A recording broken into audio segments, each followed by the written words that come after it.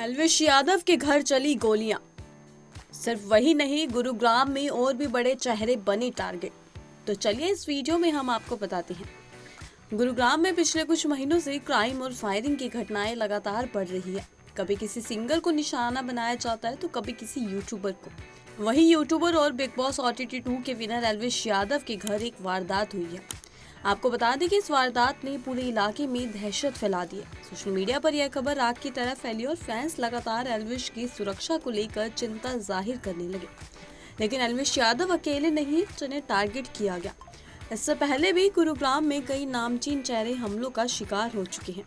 आइए जानते हैं आखिर कौन कौन इन घटनाओं का शिकार बने और क्यों गुरुग्राम में इस तरह का माहौल बन गया है। गुरुग्राम पुलिस के मुताबिक सुबह 3 बाइक सवार बदमाशों ने एल्विश यादव के घर के बाहर 15 से ज्यादा राउंड फायरिंग की। घटना के वक्त एल्विश घर पर मौजूद नहीं थे, लेकिन उनके माता पिता घर के अंदर थे। गनीमत रही कि इस घटना में किसी की जान नहीं गई। फायरिंग के बाद घर की दीवारों और खिड़कियों पर गोलियों के निशान साफ दिखाई दिए। वारदात इतनी खतरनाक थी कि अगर घर के अंदर कोई बाहर खड़ा होता तो हालात बेहद गंभीर हो सकते थे। फिलहाल पुलिस ने मामले की जांच शुरू कर दी और इलाके की सुरक्षा भी बढ़ा दी गई है। एल्विश यादव से पहले सिंगर और रैपर राहुल फाजिलपुरिया पर फायरिंग हुई थी। 14 जुलाई 2025 को गुरुग्राम के सेक्टर 71 रोड पर उनकी कार को निशाना बनाया गया था। बदमाशों ने उनकी कार पर 2 गोलियां चलाई। हालांकि गोलियां कार को लगने की बजाय पास के पोल में जा लगी और राहुल बाल बाल बच गए। इस घटना ने भी फैंस और म्यूजिक इंडस्ट्री में हलचल मचा दी थी। फाजिलपुरिया से जुड़े फाइनेंसर रोहित शौकीन को कुछ दिन पहले दिन दहाड़े मौत के घाट उतार दिया गया था।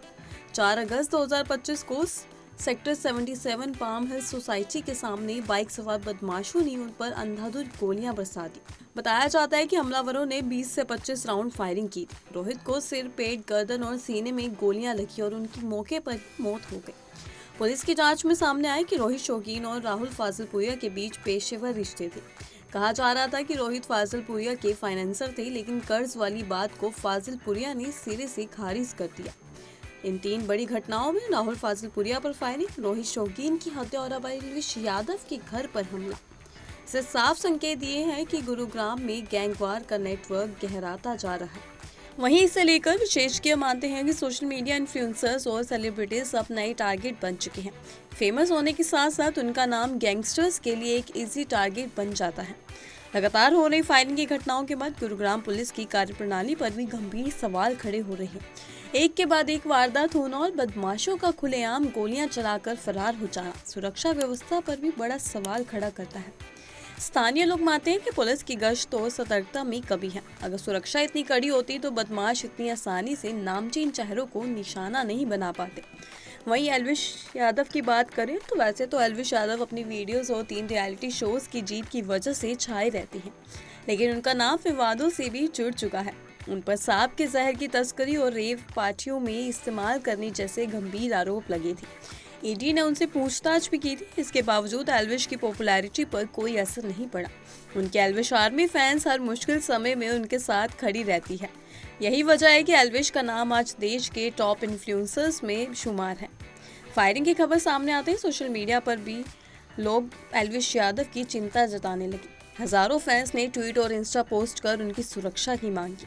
कई यूजर्स ने कहा कि अगर गुरुग्राम जैसे शहर में नामचीन चेहरे सुरक्षित नहीं है तो आम लोग खुद को कैसे सुरक्षित महसूस करेंगे। पिछले कुछ दिनों में गुरुग्राम में जो घटनाएं हुई हैं, उन्होंने पूरे NCR में डर का माहौल बना दिया है। एल्विश यादव पर हुआ हमला इस बात का सबूत है कि अपराधी बेखौफ घूमते हैं और पुलिस पर भी कई सवाल उठ रहे हैं। राहुल फाजिलपुरिया, रोहित शौकीन और अब एल्विश यादव, ये 3 बड़ी घटनाएं बताती हैं कि गुरुग्राम में स्थिति कितनी गंभीर है। अब देखना होगा कि पुलिस इन मामलों में कब और कैसे ठोस कदम उठाती है। फिलहाल इतना तय है कि एल्विश यादव सिर्फ यूट्यूबर स्टार ही नहीं बल्कि अब सुरक्षा का बड़ा मुद्दा भी बन चुके हैं। इसे लेकर आपकी क्या राय है? आपको क्या लगता है कि एल्विश यादव के घर पर हमला क्यों हो? हमें कमेंट सेक्शन में अपनी राय जरूर बताइएगा।